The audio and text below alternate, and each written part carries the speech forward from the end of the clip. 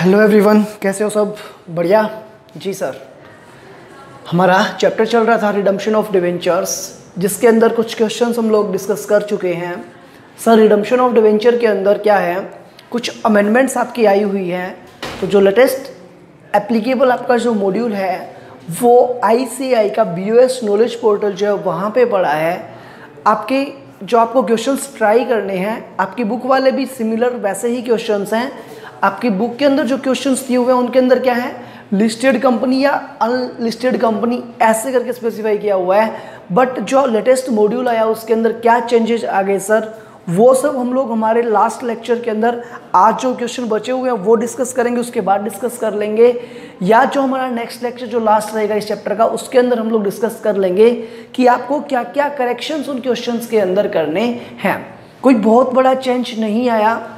अगर कोई सोचे कि सर ड्रास्टिक चेंज कुछ आ गया कि क्या हो गया, अब एंट्री सारी चेंज हो गई क्या, ऐसा कुछ नहीं है। केवल जो चेंजेस आपके आए हैं उन लेक्चर्स में वो आए हैं DRR के रिक्वायरमेंट्स के। तो जो ICAI की साइट पे जो मॉड्यूल पड़ा है उसका पेज नंबर 8.7 और 8.8, जिसका जिक्र हमने हमारे लास्ट दोनों वीडियोस में भी किया कि वहाँ पे ये गिवन है कि देखो हम लोग चलते हैं, मूव करते हैं पेज नंबर 8.7 और 8.8 पे। वहाँ पे क्या दिया हुआ है देखो, adequacy of debenture redemption reserve. तो सर DRR की जो बात स्टार्ट हो रही है वो हो रही है पेज नंबर 8.6 से। 8.6 पे देखते हैं, when the company decides to establish the debenture redemption reserve account, the amount indicated by the DRR table is credited to the debenture redemption reserve account and debit to the profit and loss account। DRR create करने की entry क्या करोगे, profit and loss account debit to debenture redemption reserve account. ये simply आपकी journal entry होती है। उसके बाद क्या है sir, that shows the intention of the company to set aside some of money to build up a fund for redeeming debentures immediately.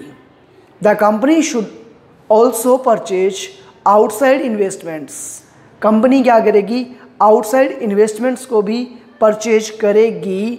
The entry for the purpose naturally will be, अगर आपने investment purchase किए तो entry क्या रहने वाली है, entry रहेगी sir हमारी DRI account debit to bank. जो इन्वेस्टमेंट हमने परचेज किए उसके लिए पेमेंट कर रहे हैं सर, तो इन्वेस्टमेंट हमारे पास आ रहे हैं debenture redemption investment account debit to bank account.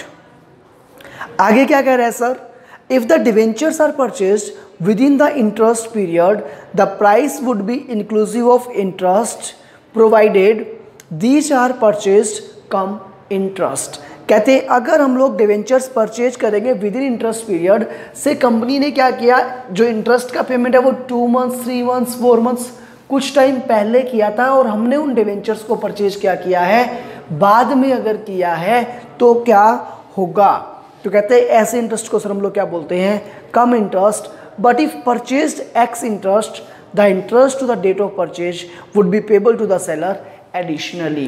कहते हैं अगर हमने क्या है एक्स इंटरेस्ट परचेज किया, इट मीन्स डिवेंचर के लिए जो अमाउंट हमें पे करना है वो अलग से करना है और इंटरेस्ट का अमाउंट जो है उसका हमें एडिशनली अलग से पेमेंट करना पड़ेगा। 2 टाइप के पेमेंट हो जाएंगे, डिवेंचर के लिए अलग अमाउंट पे करोगे प्लस जो भी इंटरेस्ट का बन रहा है एडिशनली वो आप अलग से पे करोगे, तो उसको हम लोग क्या बोलेंगे, ex interest.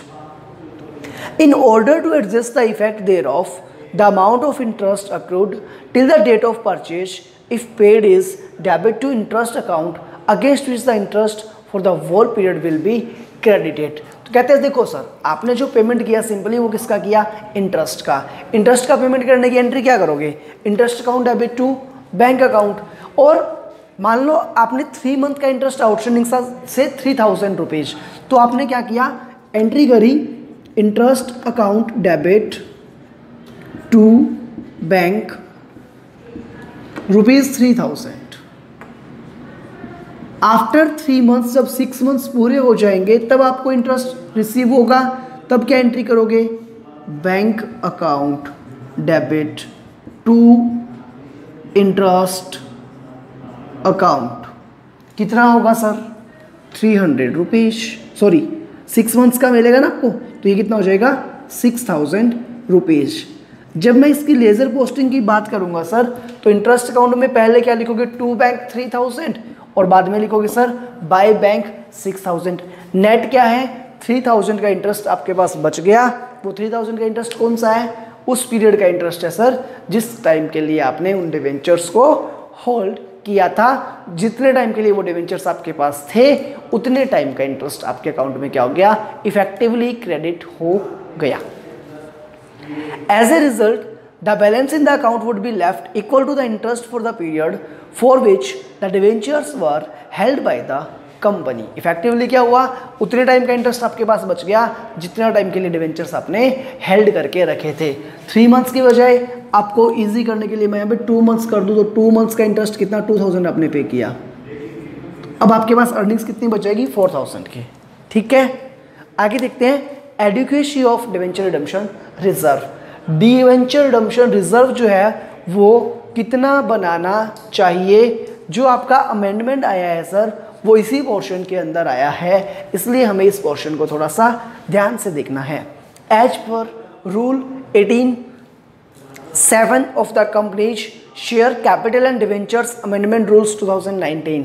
Sir shares and debentures के रिगार्डिंग जो एप्लीकेबिलिटी थी उनकी, उसके regarding share capital and debentures जो कंपनी रूल्स थे 2019 उसके अंदर चेंज आया। क्या, the company shall comply with the requirements with regard to debenture redemption reserve and investment और deposit of sum in respect of debentures maturing during the year ending on 31st day of March of next year in accordance with the conditions given below। अगर किसी भी company को खुद के debentures का क्या करना है, रिडम्पशन करना है, देखो फिर से देखते हैं क्या बोल रहा है। एज पर rules 18 sub rule 7 of companies share capital and debentures amended rules 2019, जो एग्जिस्टिंग रूल्स थे उनके अंदर क्या किया गया, चेंज किया गया। The company shall comply with the requirements, company जो है वो इन रिक्वायरमेंट्स को पूरा करेगी with regard to debenture redemption reserves, जो डीआरआर के रिगार्डिंग जो कंप्लाइंस थी उसके लिए, एंड इन्वेस्टमेंट्स और deposits of sum in respect of debentures maturing during the ending on the 31st March of the next year. Next year 31st March को जो year on हो रहा है वहाँ तक जितने भी डिवेंचर्स आपके मैच्योर हो रहे हैं जिनका रिडम्पशन आपको करना है उनके रिगार्डिंग डीआरआर और डीआरआई की बात कर रहा है सर। कैसे करेंगे, in accordance with the conditions given below, नीचे जो कंडीशंस दी उसके अकॉर्डिंग हमें करना है। कंडीशन ए क्या है आपकी, the debenture redemption reserve shall be created out of the profits of the company available for payment of dividend. It means जो कंपनी है सर वो डीआरआर क्रिएट कहाँ से करेगी, फ्री रिजर्व से डीआरआर क्रिएट करेगी। The limits with respect to adequacy of DRR and investment or deposits as the case may be shall be as under। DRR की जो लिमिट्स हैं, DRI की जो लिमिट्स है वो किस तरीके से काम करेगी वो आपकी यहाँ पे बताई हुई है। फर्स्ट देखो सीरियल नंबर 1 क्या आपका, डिवेंचर इशूड बाय, अगर इन्होंने डिवेंचर इशू किया है तो डीआरआर के रिक्वायरमेंट्स नहीं है। किस किसने sir, all India financial institutions, AIFI all India financial institutions अगर हैं तो, कोई बैंकिंग कंपनी है तो, both public as well as privately placed debentures. अगर AIFI या बैंकिंग कंपनी ने पब्लिकली या प्राइवेटली प्लेस्ड डिवेंचर्स इशू किए हैं, इन दैट केस उनको डीआरआर बनाने की रिक्वायरमेंट्स नहीं है। Other financial institutions within the meaning of clause 72 of section 2 of the Companies Act 2013। Companies Act 2013 के section 2 के clause 72 के अंदर जो भी फाइनेंशियल इंस्टीट्यूशंस रजिस्टर्ड हैं DRR will be as applicable to NBFCs registered with RBI। उनके लिए वही चीज़ें लगेगी जो NBFC जो है जो रजिस्टर्ड है RBI एक्ट के अंदर उन पे जो लगती हैं वो, उसके लिए क्या बोल रहा है, हमें थर्ड पॉइंट देखना पड़ेगा। थर्ड पॉइंट में क्या है, for listed companies other than AIFI banking companies and specified. ये AIFI और बैंकिंग कहाँ आ गए, फर्स्ट पॉइंट में कवर हो गए तो इनको डीआरआर बनाने की जरूरत नहीं है। सेकंड पॉइंट में जो अदर फाइनेंशियल इंस्टीट्यूशंस थे उनके लिए क्या बोल रहा है, all listed NBFCs registered with RBI। जितनी भी लिस्टेड NBFCs हैं जो रजिस्टर्ड किसके साथ है, RBI के साथ, under section 45IA of the RBI Act and listed HFCs, housing finance companies registered with the National Housing Bank for both public as well as privately placed debentures। तो इनके लिए भी DRR के रिक्वायरमेंट्स नहीं है। Simply अगर हम लोग बात करें सर AIFI, बैंकिंग, NBFC और HFC, इनके लिए DRR की कोई भी रिक्वायरमेंट्स नहीं है। अदर फाइनेंशियल इंस्टीट्यूशंस ये थर्ड में कवर हो गए, तो सर यहाँ पे भी रिक्वायरमेंट्स नहीं रहती। बी पॉइंट क्या बोल रहा है सर आपका, देखो other listed companies for both public as well as privately placed debentures. Other companies कौन सी, लिस्टेड, अदर लिस्टेड कंपनीज जो हैं उनके लिए भी क्या है sir, no DRR is required, चाहे वो प्राइवेटली प्लेस्ड डिवेंचर्स हो या पब्लिकली प्लेस्ड डिवेंचर्स हो। अब बात सर लिस्टेड कंपनीज का मतलब, इसके इट मीन्स लिस्टेड कंपनीज के लिए DRR की रिक्वायरमेंट्स क्या हो गई, AIFI, बैंकिंग, HFC, NBFC, इनके लिए कोई भी रिक्वायरमेंट्स नहीं है DRR क्रिएट करने की। For unlisted companies other than AIFI banking companies as specified in serial number 1 about, जो ऊपर हमने बात करी थी फर्स्ट वाली, उनको छोड़ करके all unlisted NBFC recognized with RBI under section 45 IA of the RBI Amendment Act 1997 and unlisted HFCs, housing finance companies registered with National Housing Bank for privately placed debentures, no DRR is required। तो कहते हैं एक तरीके से simply हम लोग बात करें, लिस्टेड हो या अनलिस्टेड हो, AIFI, बैंकिंग, HFC और NBFC, इनके लिए कोई भी रिक्वायरमेंट्स नहीं है DRR की। अदर अनलिस्टेड कंपनीज जो बचेंगी सर, केवल और केवल इन्हें बनाना है क्या, DRR, वो भी कितना, 10% of the value of outstanding debentures. तो सर बड़ा ही सिंपल सा फंडा इन्होंने किया कि चाहे लिस्टेड कंपनी हो, AIF हो, बैंकिंग हो, NBFC हो, HBFC हो, इन सब के लिए DRR बनाने की ज़रूरत अब है ही नहीं। तो सर अब जरूरत केवल किसको है, अनलिस्टेड कंपनी जो क्या है, other than AIFI, banking, NBFC और HFC, इनको क्या है बनाने की जरूरत है DRR 10% की रेट से। DRI के अंदर सर कोई चेंज है क्या, DRI आपका वही 15% बनेगा। देख लेते हैं एक बार आगे DRI भी।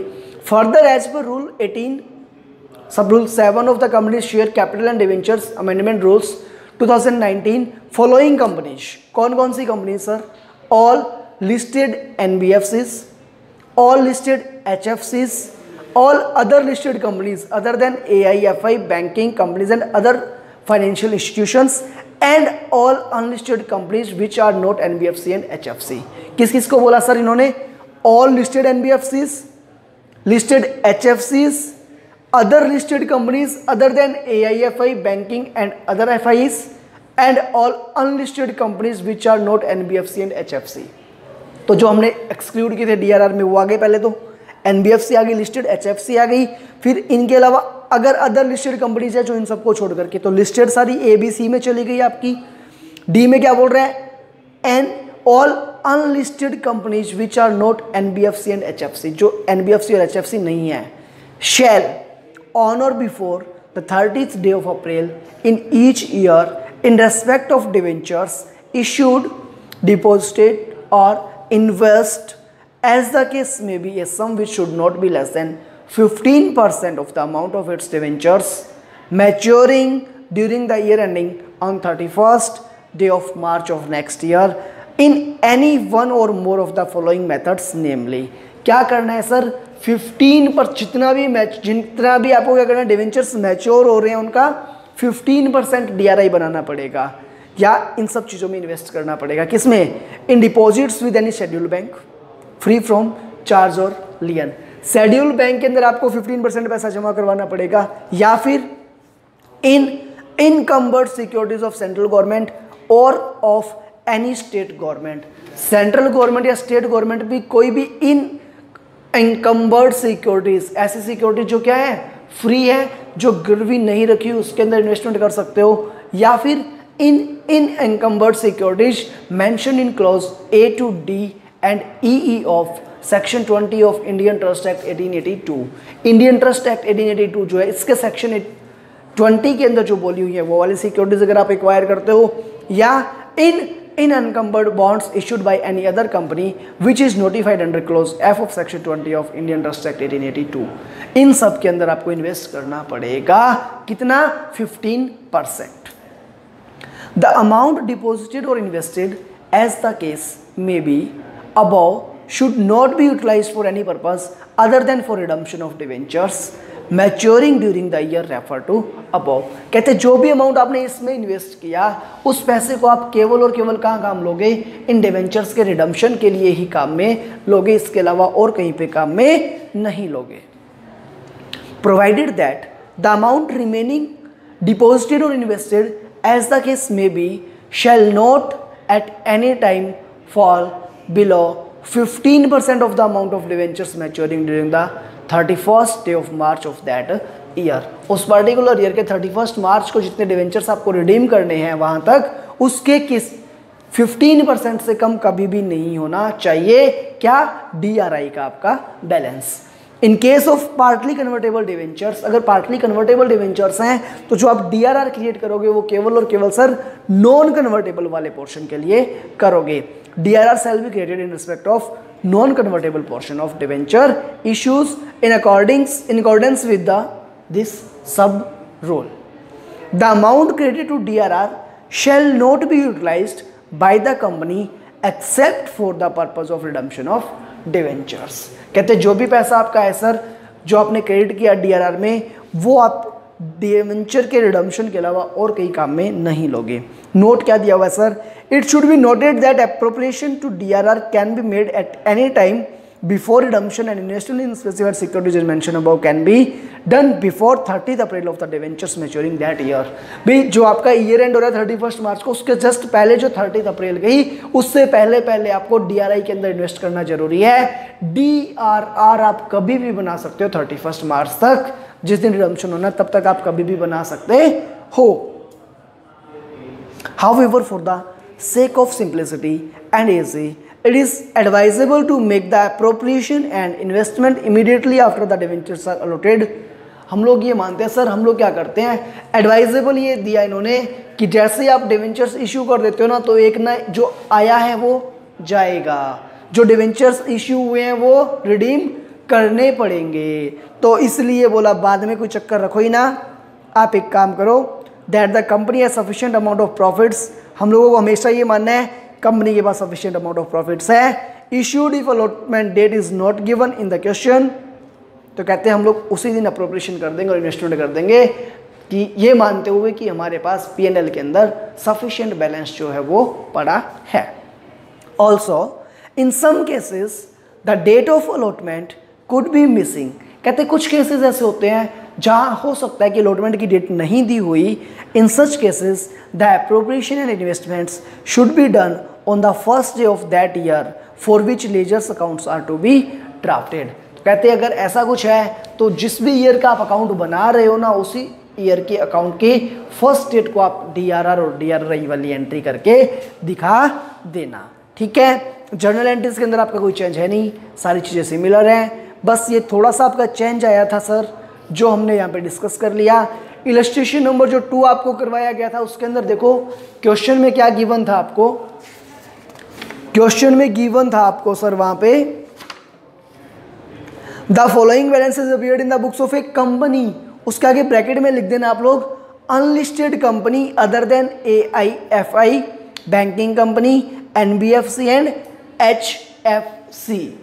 ये लिख दोगे आप सर कि जो कंपनी आपके क्वेश्चन में गिवन है वो कौन सी है, other than AIFI, banking, HFC और NBFC है। क्योंकि सर अगर ऐसा नहीं मानेंगे तो फिर DRR की रिक्वायरमेंट ही नहीं रहेगी।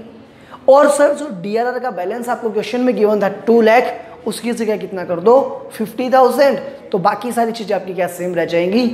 जहाँ पे भी DRR था वो कितना हो जाएगा, अब DRR बनाना कितना पड़ेगा 1 लाख का, बना हुआ कितना है 50,000 का, और कितना बनाया आपने 50,000 का।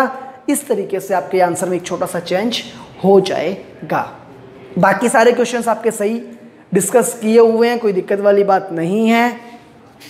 फिर भी आपको लगे तो DRR का जो पॉइंट आपको बताया, जैसे लिस्ट नेक्स्ट क्वेश्चन आपका इलस्ट्रेशन नंबर 3 जो है उसके अंदर आपको बोला ही नहीं कि DRI कितना, लिस्टेड कंपनी है तो जरूरत है ही नहीं। इलस्ट्रेशन 4 अनलिस्टेड कंपनी है जो हमने डिस्कस भी किया लेटेस्ट के अकॉर्डिंग। बाकी सारे क्वेश्चंस आपके क्या लेटेस्ट के अकॉर्डिंग डिस्कस किए हुए हैं। तो ये जो थोड़ा सा चेंज है ये आप लोग एक बार देख लेना। अब हम लोग मूव करते हैं सर आगे हमारे क्वेश्चन नंबर 3 की ओर। ठीक है, question number 3।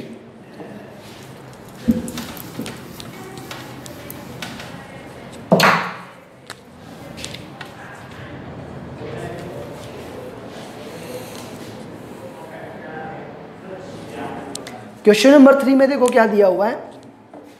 On 1 April 2011 in MK limited क्या है sir?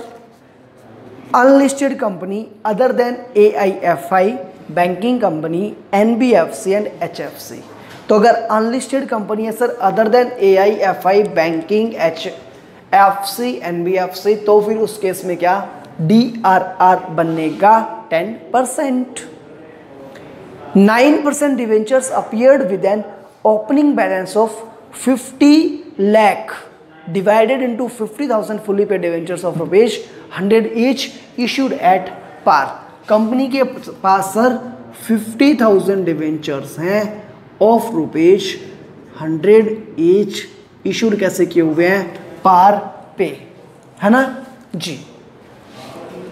Interest on debentures was paid half yearly on 30 September and 31 मार्च।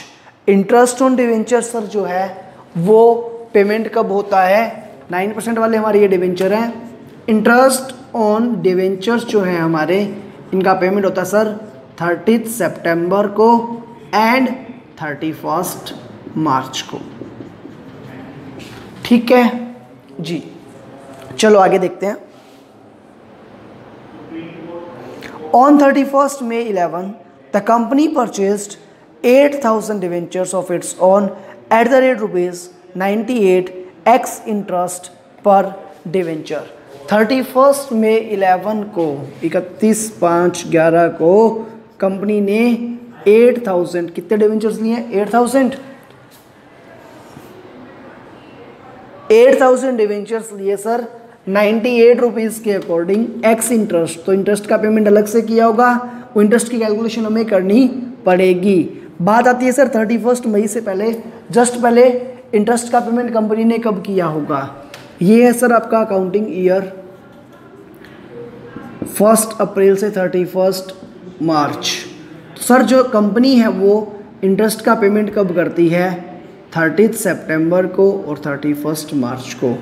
आपने जो डिवेंचर्स परचेज किए वो किए 31 मई को, तो अप्रैल चला गया और मई चला गया। 31 मार्च को इंटरेस्ट का पेमेंट यहाँ तक होया हुआ है। उसके बाद कौन सा टाइम गया सर? 1 मंथ और 2 मंथ्स। तो 2 मंथ्स का जो इंटरेस्ट है वो आपने एडिशनली इन डिवेंचर्स पे किया होगा। 8,000 डिवेंचर्स हैं sir of rupees 100 each into 9% into 2/12। Interest के लिए सर आपने कितना अमाउंट पे किया होगा? 12,000 रुपीज़ आपने पे किए होंगे, है ना? हाँ जी, चलो अब हम लोग आगे देखते हैं question. On the same day it cancelled the debentures acquired.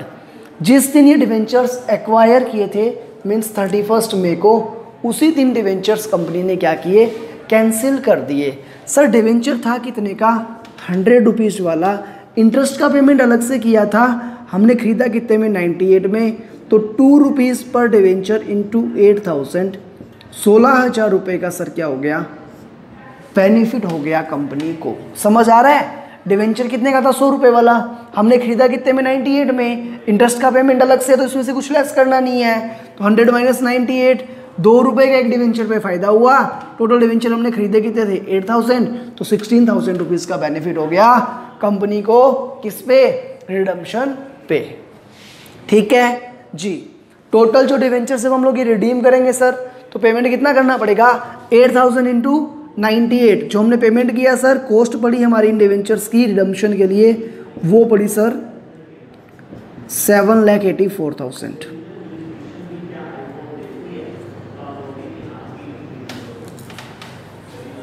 ये हमें डील करना है। ये बात होगी सर सारी कब, 31 मई की।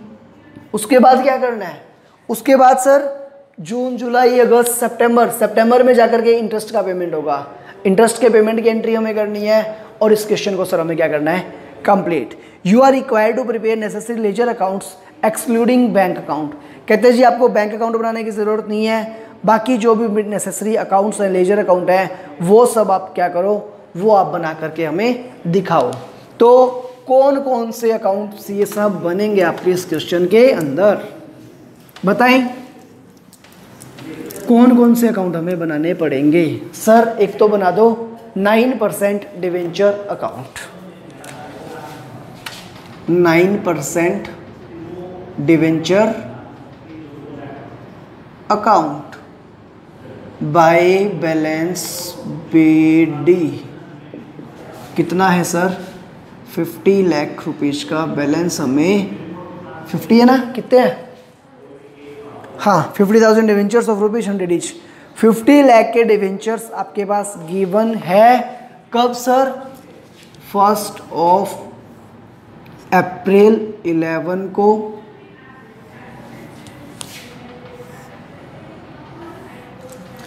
डिवेंचर्स अकाउंट आपका यहाँ पे बन जाएगा ये, जिसमें ये फर्स्ट कॉलम किसका, आपका डेट का, देन पार्टिकुलर्स और amount, date, particulars and amount. ठीक है, ये आपको सर डिवेंचर का बैलेंस गिवन है। और क्या क्या सर, क्वेश्चन के अंदर हमें डीआरआर और डीआरआई के लिए कुछ भी स्पेसिफाइड किया हुआ नहीं है, तो डीआरआर और डीआरआई क्रिएट करने पड़ेंगे। डीआरआर कितना बनाना पड़ेगा सर, तो देखो कंपनी कौन सी है, क्या बोल रहा है क्वेश्चन की स्टार्टिंग में, on 1 April 11 MK limited unlisted company other than AIFI banking company NBFC and HFC. तो इट मीन सर डीआरआर की रिक्वायरमेंट कितनी रहेगी, 10%। हमें सर एक अकाउंट बनाना पड़ेगा, कौन सा, DRR account, debenture redemption reserve account. Sir ज़्यादा एंट्रीज, ज़्यादा ट्रांजेक्शन इसके अंदर है नहीं, क्रिएट करना है डीआरआर और यूज़ करना है, तो ठीक है, ट्रांसफ़र करना है आपको। डीआरआई अकाउंट सर हम लोग बनाते हैं जिसमें इन्वेस्टमेंट करना है और पैसा रिसीव करना है आपको, ठीक है। उसके बाद और कौन कौन से अकाउंट की ज़रूरत पड़ेगी, इन्होंने बोल दिया कि बैंक अकाउंट आपको बनाना है नहीं, तो डिवेंचर हो गया, डीआरआर हो गया, डीआरआई हो गया। इसके साथ सर हम लोग डिवेंचर के इंटरेस्ट का अकाउंट एक और बना देते हैं, क्योंकि हमें क्या करना पड़ेगा, डिवेंचर के इंटरेस्ट की एंट्रीज करनी पड़ेगी ना, तो एक अकाउंट हम लोग बना देते हैं यहाँ पे, इंटरेस्ट ऑन डिवेंचर अकाउंट, जिसके अंदर आपका डेट का कॉलम हो गया एक, पार्टिकुलर्स, अमाउंट, डेट, पार्टिकुलर्स और अमाउंट। डीआरआर डेट का कॉलम यहाँ पे भी बना देते हैं हम लोग, चलो ये हो गया आपका डेट और ये भी हो गया डीआरआई के अंदर आपका एक डेट का कॉलम। तो ये होगी हमारी फॉर्मेटिंग। कौन कौन से अकाउंट हमें काम में लेने हैं वो सर हमें यहाँ से पता चल जाएगा। क्वेश्चन की रिक्वायरमेंट्स के अकॉर्डिंग हमें कौन कौन से अकाउंट बनाने हैं वो आप यहाँ अब देख सकते हो। बैंक का अकाउंट क्वेश्चन में स्पेसिफिकली आपको मना कर दिया तो हमने बनाया नहीं, अगर मना नहीं करता तो सर हम लोग क्या करते, बैंक का अकाउंट भी बना देते यहाँ पे।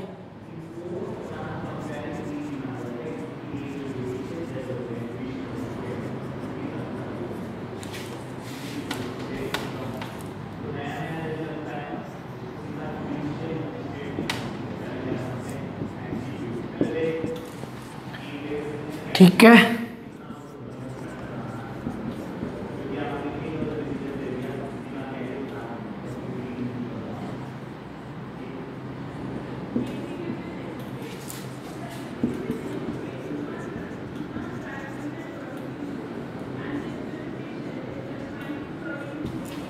देखो चलो सबसे पहले नंबर ऑफ डिवेंचर्स हमारे पास 1 अप्रैल को गिवन थे सर 50 लाख रुपीज के।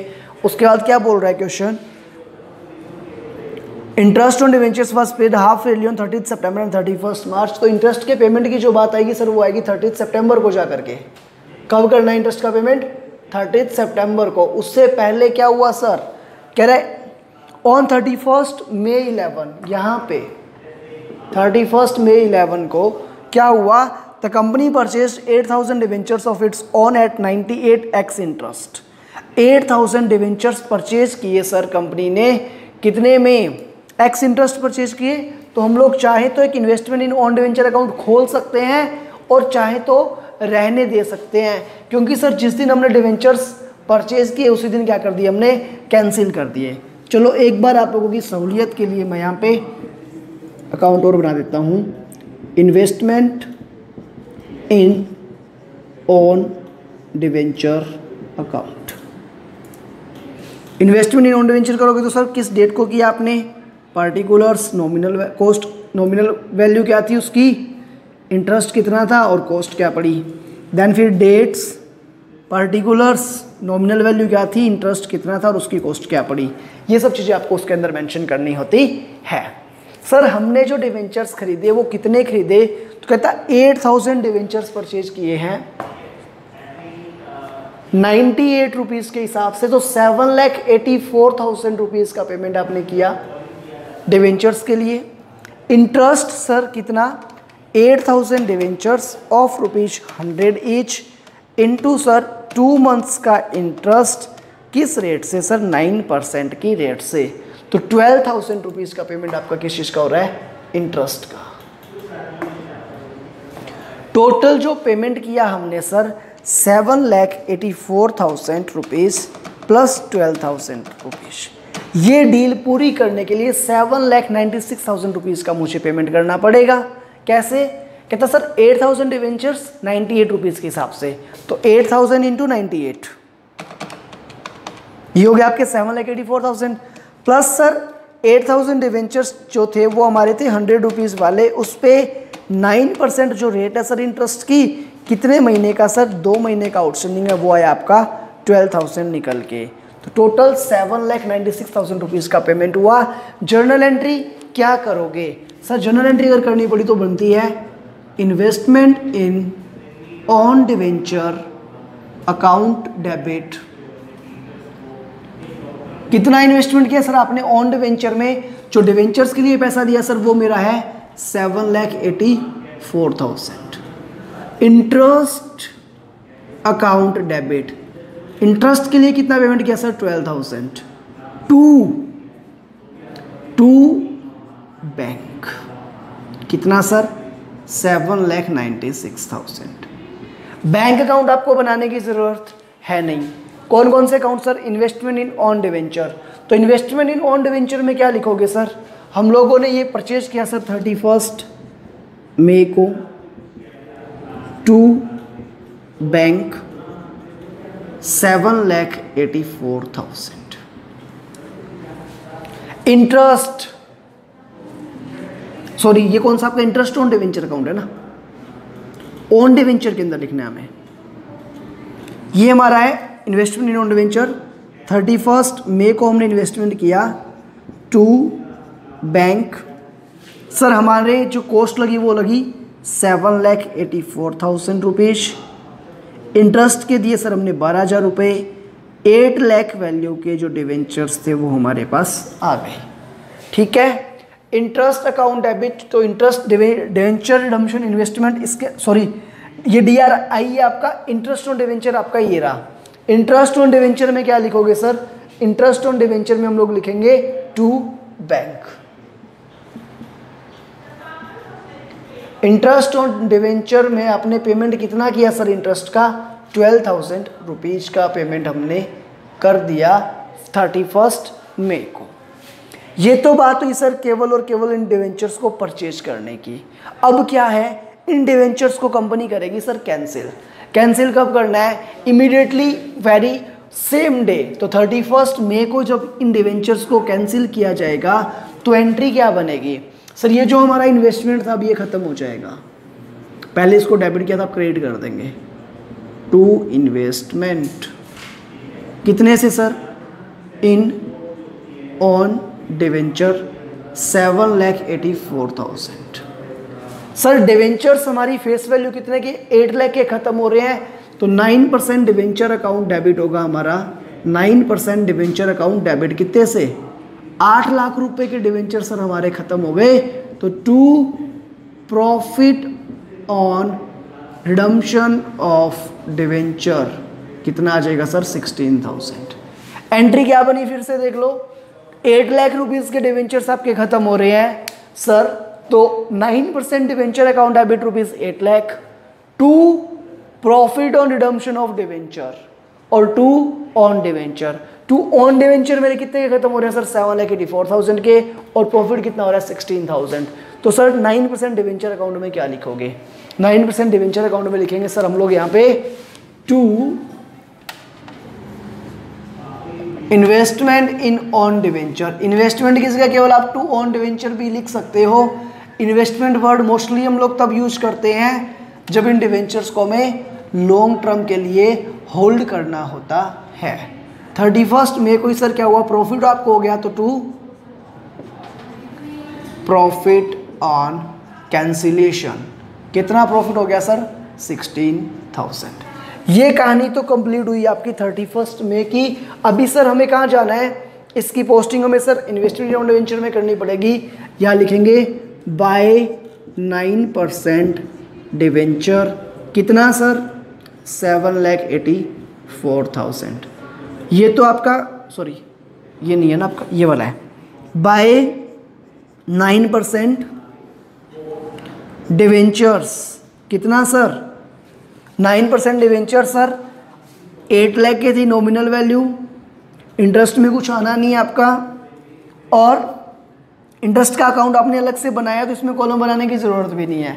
आप चाहो तो यहाँ से इंटरेस्ट का कॉलम स्किप कर सकते हो, केवल और केवल आप कॉस्ट वाला कॉलम रख दो, अमाउंट के एक सिंगल कॉलम से काम चल जाएगा, क्योंकि बाकी सारे अकाउंट आपने क्या है, सभी कॉलम के लिए अलग से आपने अकाउंट बना करके दिखाए हैं।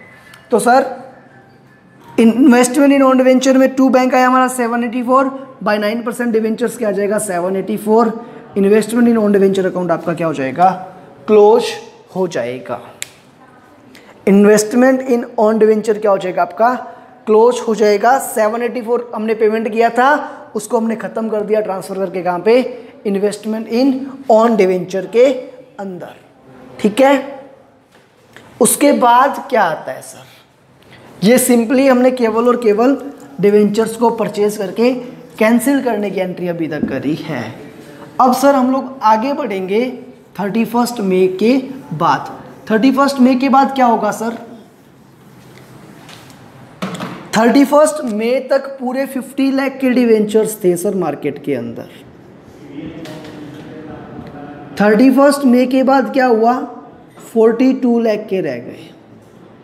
तो मैं ये बोल सकता हूं कि 42 लाख के डिवेंचर्स तो सर पूरे टाइम रहे थे, और 8 लाख के डिवेंचर्स केवल 2 मंथ्स के लिए रहे थे। ऐसा सर हम लोग क्यों कर रहे हैं, क्योंकि अब हमें पेमेंट करना पड़ेगा इंटरेस्ट का।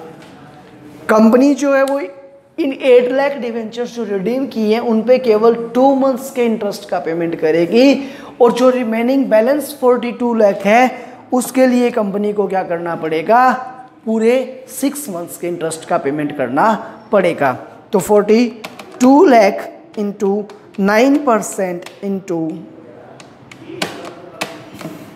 ये आया आपका सर 1,89,000। ये वाला हम लोग ऑलरेडी कैलकुलेट कर चुके हैं 12,000। टोटल जो इंटरेस्ट का पेमेंट करेगी कंपनी वो करेगी सर 1,89,000 प्लस 12,000, 2,01,000 का टोटल इंटरेस्ट का पेमेंट कितना होगा, 2,01,000 का, 12,000 का ऑलरेडी कर चुके कंपनी। अभी 1,89,000 ये जो इंटरेस्ट बच गया 42 लाख के डिवेंचर्स का, ये पेमेंट कब करेगी कंपनी, 30 सितंबर को कंपनी करेगी टू बैंक, कितना, 1,89,000। ये कैसे आया सर, एक बार फिर से बता दूं। देखो हमारी कंपनी के पास डिवेंचर्स थे टोटल 50 लाख के, 50 लाख में से सर 8 लाख के कंपनी ने 31 मई को रिडीम कर दिए, 42 लाख के डिवेंचर्स कंटिन्यू थे। इन डिवेंचर्स पे 6 मंथ के इंटरेस्ट का पेमेंट करना पड़ेगा कंपनी को। ये वाला ऑलरेडी कर चुके, तो केवल इसकी एंट्री हमें पास करनी है। कब? 30 सितंबर को। क्या लिखोगे? To bank 1,89,000। ठीक है। उसके बाद सर क्या करना है? हम लोग यहाँ से यहाँ तक पहुँच गए। और कोई इन्फॉर्मेशन है क्या काम की? देखो क्वेश्चन के अंदर भी और कोई इन्फॉर्मेशन एडिशनली आपको दी हुई हो जो आपको यहाँ पे यूटिलाइज करनी है।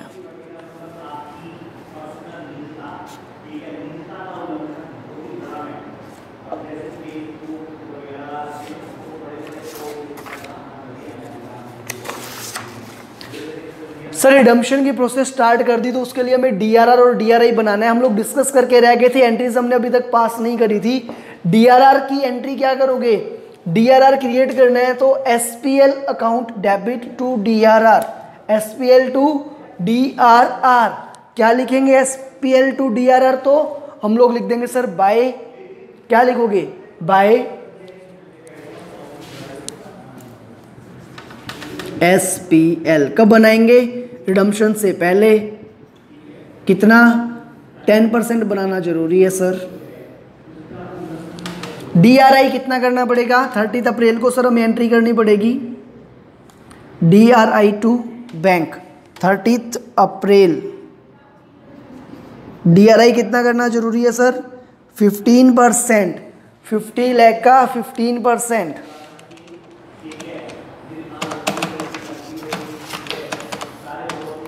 $7,50,000। कितना? 7,50,000। डीआरआई बना दिया आपने 7,50,000 का। कब बनाओगे? 30 अप्रैल को।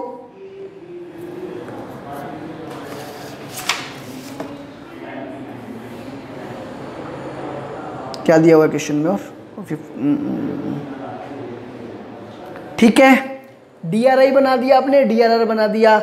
डीआरआई जितना पोर्शन हमने 8 लाख के डिवेंचर्स रिडीम किए थे इनटू उसका 15% 1,20,000 रिसीव कर लोगे। कब? 31 मई को, जिस दिन आपने डिवेंचर्स का क्या किया? Redemption.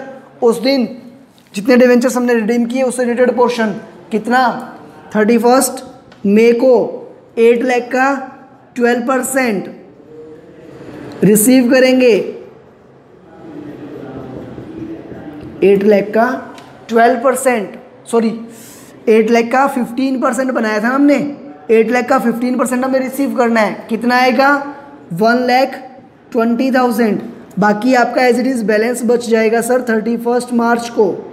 By balance carried down 6,30,000। Total हो गया सर आपका ये 7,50,000। ऐसे ही मैं अगर बात करूं डीआरआर की, तो सर 8 लाख के जो हमारे डिवेंचर्स थे वो हम लोग रिडीम कर चुके, तो उससे रिलेटेड जितना पोर्शन है, 8 लाख के डिवेंचर से रिलेटेड जितना पोर्शन है वो डीआरआर हम लोग ट्रांसफर कहाँ कर सकते हैं? जीआर के अंदर। कब करेंगे सर? 31 मई को। हम लोग जिस दिन हमने इनका रिडम्पशन किया इमीडिएटली उसी दिन हम लोग क्या करेंगे? जितना पैसा पड़ा है एक्स्ट्रा वो जीआर में ट्रांसफर कर देंगे। कितना? 8 लाख का 10% 80,000। बाकी बचा हुआ सर आपका बच जाएगा balance. To balance carried down 4,20,000। ये कंप्लीट हुए आपके डीआरआर और डीआरआई अकाउंट। अभी सर एक अकाउंट और बचा हुआ है, ये बैलेंस आपका कैरी हो जाएगा, कुछ दिया हुआ नहीं है। तो 31 मार्च 12 को to balance carried down 42 lakh. एक अकाउंट ऐसा है सर जो अभी तक पूरा नहीं हुआ। कौन सा? Interest on debenture. सर वो कंप्लीट क्यों नहीं हुआ? क्योंकि हम लोगों ने अभी यहाँ से यहाँ तक में इंटरेस्ट का पेमेंट नहीं किया। 31 मार्च को कंपनी क्या कर रही है? इंटरेस्ट का पेमेंट कर रही है। इंटरेस्ट का पेमेंट करने के लिए सेम एंट्री आपकी रिपीट हो जाएगी, अमाउंट भी आपकी सेम कौन सी आ जाएगी? 1,89,000। क्योंकि सर ये जो बचे हुए 42 लाख के डिवेंचर्स हैं ये आपके पूरे टाइम 6 मंथ्स के लिए रहे तो 42 लाख इंटू 6/12 इंटू 9/100 इंटरेस्ट आएगा sir 1,89,000। Total interest 189 plus 189 plus 12,000 3,90,000। क्या करोगे 31 मार्च को ट्रांसफ़र कर दोगे PNL में, तो बाई PNL आ जाएगा आपका 3,90,000। ठीक है, देख लो एक बार फिर से क्या करना होता है सर। क्वेश्चन में केवल हमें सिंगल परचेज की एंट्री दी हुई थी, एक डिवेंचर्स थे जो हमें क्या करने थे, खुद परचेज करके कैंसिल करने थे। उसके लिए हमने क्या किया, पहले डिवेंचर्स को परचेज करने की एंट्री करी। डिवेंचर थे हमारे एक्स इंटरेस्ट, तो एक्स इंटरेस्ट हमने 784 में परचेज किए, 12,000 एडिशनली पे किए, टोटल 7,96,000 हो गए। उसके बाद सर हमने अलग अलग किया, कॉस्ट में कितना गया वो हमने यहाँ लिख दिया, इंटरेस्ट वाला हमने इंटरेस्ट के कॉलम में लिख दिया। फिर सर कैंसिल कर दिया, सेम डे हमने जो भी प्रॉफिट हुआ उसको रिकॉग्नाइज कर लिया हमने। DRR और DRI की जो रिक्वायरमेंट्स थी वो एंट्रीज की, उनको ट्रांसफ़र किया, बात खत्म। फिर लास्ट में जो भी डिवेंचर का बैलेंस बच गया और सर इंटरेस्ट की जो भी वैल्यूज थी वो सारी हमने ट्रांसफ़र कहाँ कर दी, प्रॉफिट एंड लॉस अकाउंट के अंदर। ठीक है, इस तरीके से आपका ये क्वेश्चन होता है कंप्लीट। कोई डाउट हो आपको तो जो आपके व्हाट्सएप ग्रुप है वहाँ पे या कॉल या मैसेज के थ्रू आप लोग पूछ सकते हो। चलो देखते हैं अब हम लोग नेक्स्ट क्वेश्चन, आपका क्वेश्चन नंबर 4 क्या कहता है। क्वेश्चन नंबर 4 आपका देखो भाई, YZ limited an unlisted company other than AIFI banking NBFC और HFC। अगेन सर जैसे ये सारे शब्द लिखे हुए हैं इन वर्ड से मैंने क्या इंटरप्रेट किया कि इस कंपनी को DRR कितना बनाना है, 10% बनाना है। On had 16,012% debentures of ₹100 each outstanding as on 1st April 11 redeemable on 31st March 11। 1st April 11 को सर डिवेंचर्स है 16,000 जिनका रिडम्पशन होना है 31st मार्च 12 को।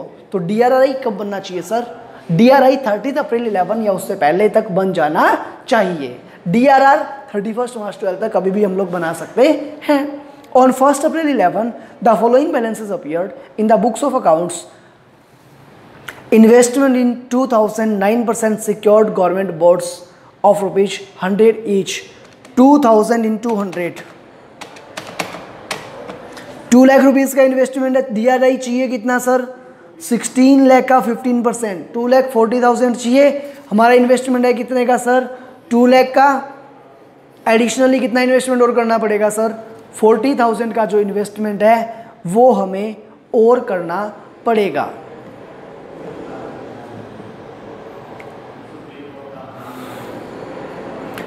$2,000 own debenture were purchased on 31st March 12 at an average price of ₹99 and cancelled on the same date। 2,000 debentures हमने purchase किए sir 99 और उनको सेम डे हमने क्या कर दिया, कैंसिल कर दिया। ठीक है, अगर कुछ नहीं बोला तो कैसे परचेज किए होंगे, एक्स इंटरेस्ट किए होंगे, हम लोग पढ़ चुके हैं पहले ही। वैसे भी सर क्या है देखो, on 31st March 12 the investment were realized at par and the debentures were redeemed। You are required to write up the following accounts for the year ended 31st March 12। 12% debentures account, debenture redemption reserve account, debenture redemption investment account,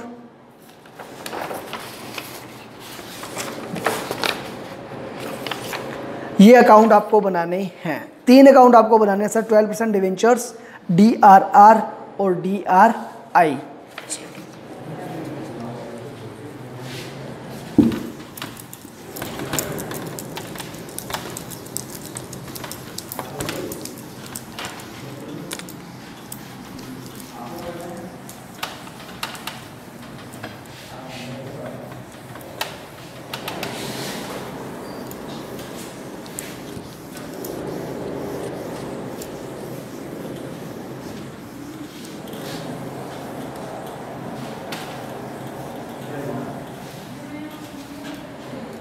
कौन कौन से 3 account बनाने हैं sir, 12% debenture account, question number हमारा है ये 4।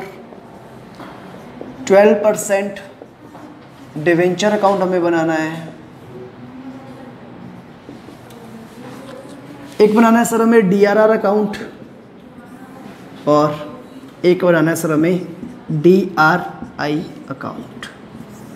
ये 3 account हमें सर इस क्वेश्चन के अंदर डिस्कस करने हैं।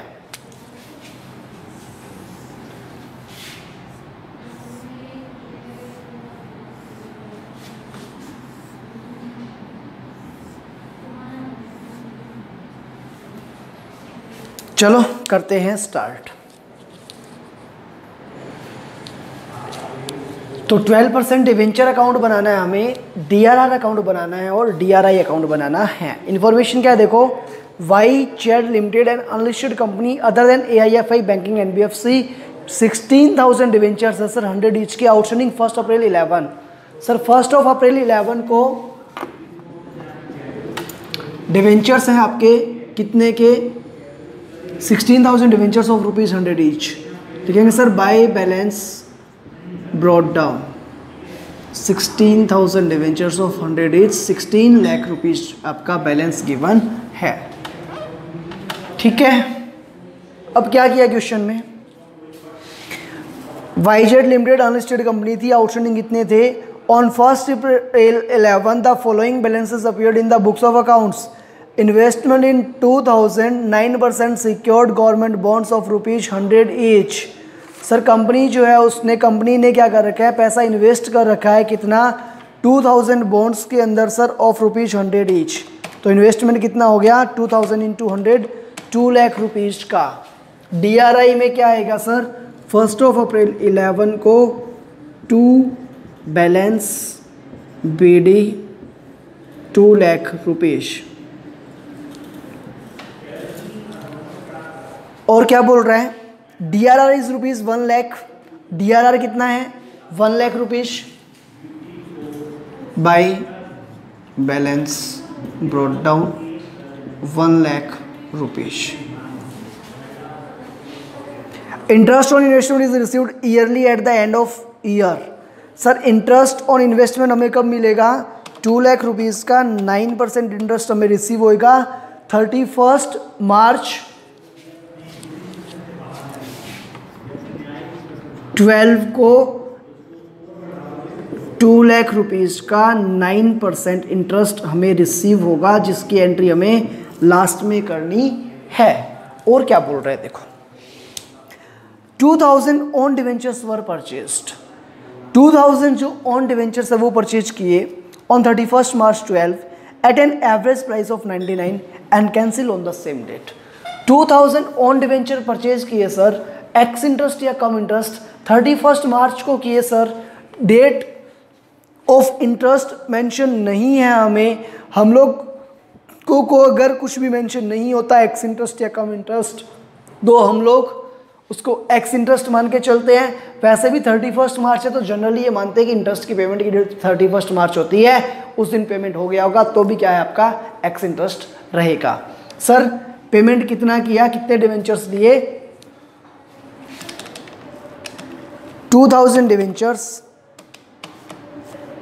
इंटू 99, 1,98,000 रुपीज में क्या किया आपने इन डिवेंचर्स को किया सर परचेज। जब डिवेंचर्स परचेज करोगे एंट्री क्या होगी, investment in own debenture account debit to bank, investment in own debenture to bank, then own debenture account debit to on debenture. तो डिवेंचर अकाउंट में क्या लिखना पड़ेगा सर, टू ऑन डिवेंचर। जो last question में हमने एंट्रीज देखी थी उसी के अकॉर्डिंग सर 31 मार्च 12 को डिवेंचर परचेज करोगे तो एंट्री क्या होगी आपकी, investment in own debenture account debit to bank, interest का कुछ पेमेंट किया होगा तो इंटरेस्ट अकाउंट डेबिट हो जाएगा आपका।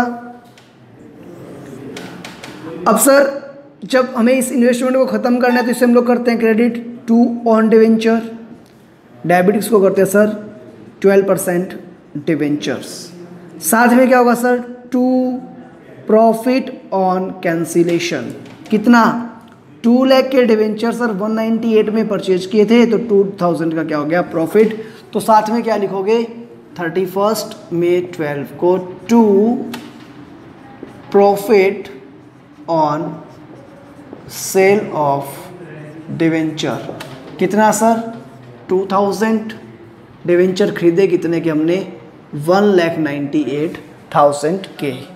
ठीक है, हाँ जी। रिडीमेबल कब है सब डिवेंचर? 1 अप्रैल 11 को आउटस्टैंडिंग है, रिडीमेबल है 31 मार्च 12 को। 31 मार्च 12 को सर इन डिवेंचर्स का होना है रिडम्पशन। 1 अप्रैल की सारी बातें हम लोग कर रहे थे। इसके लिए सर हमें DRR और DRI की कंप्लाइंस करनी पड़ेगी 30 अप्रैल तक।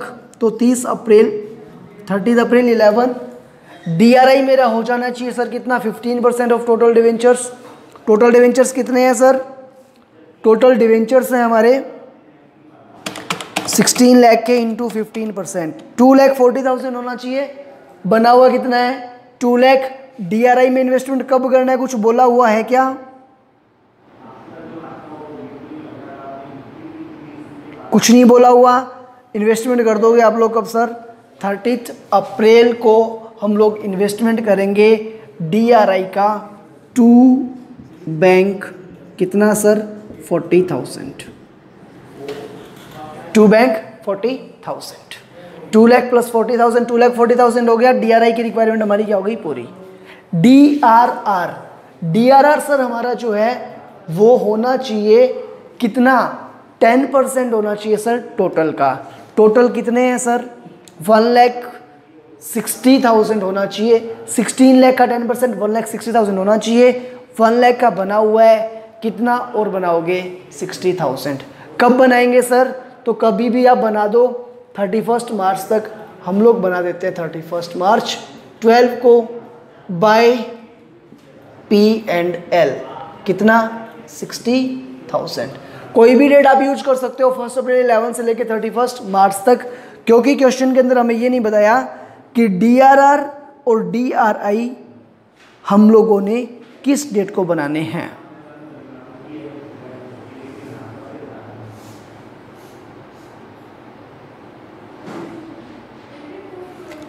DRR आपने बना दिया, DRI की रिक्वायरमेंट आपकी पूरी है, ऑन डिवेंचर आपने परचेज करके कैंसिल कर दिए। अब क्या करना है सर?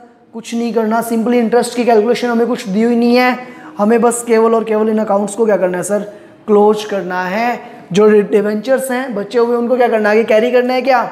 नहीं सर, 31 मार्च 12 को इनका भी रिडम्पशन होना है। इन डिवेंचर्स का रिडम्पशन करोगे तो पेमेंट करना पड़ेगा, तो कर देंगे 2 बैंक कितने सर?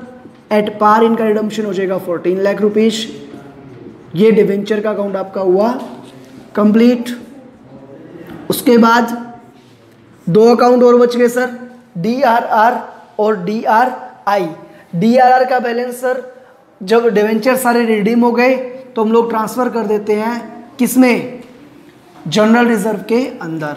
तो यहाँ लिखोगे 2GR कब सर? 31 मार्च 12 को। 31 मार्च 12 को जो आपका 1,60,000 का जनरल रिजर्व का बैलेंस, जो DRR का बैलेंस पड़ा है सर, उसे ट्रांसफर कहाँ करना है? GR के अंदर। ये कंप्लीट हो गया आपका GR अकाउंट। बच गया क्या सर? DRI। डिवेंचर्स जो थे आपके वो क्या कर दिए हमने? डिवेंचर्स रिडीम हो गए सारे के सारे। डिवेंचर्स रिडीम करने के लिए DRI का जो पैसा है वो आपको रियलाइज करना होता है। कब करोगे? 31 मार्च 12 को पैसा रियलाइज करोगे, कर दोगे बाय बैंक। DRI का कितना पैसा सर आपको रियलाइज हो जाएगा? जो अमाउंट आपने इन्वेस्ट किया था 2,40,000 वो पूरा का पूरा आप कर लोगे रियलाइज। ये आपका कंप्लीट हो गया DRI अकाउंट।